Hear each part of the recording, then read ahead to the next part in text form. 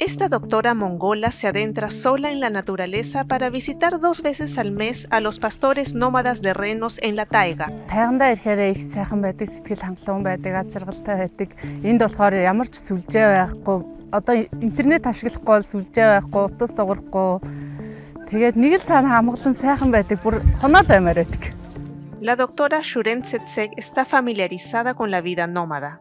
болохоор одоо нөгөө малчин айл төрж өссөн болохоор хөдөө амьдрахад надад ерөөсөө хэцүү байгаагүй.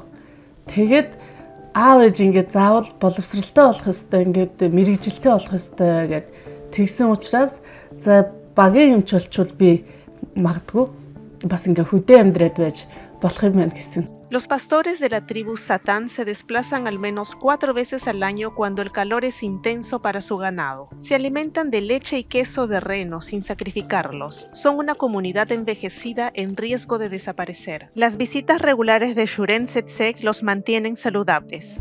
Дэмжлэг бол чухал. Ингэж дэмжиж байгаа үндсэн дээр энэ тухайн хүмүүс маань нөгөө өв соёлоо хадгалаад эндээ ингээд удаан оршин тогтнох боломжийг бүрдүүлж байгаа дэмжлэг нь гэж би. Багийн юм чарна гэдэг хамгийн одоо чухал юм. Цар болгон гэрийг бид нэргүүцэж хэлбэдэг.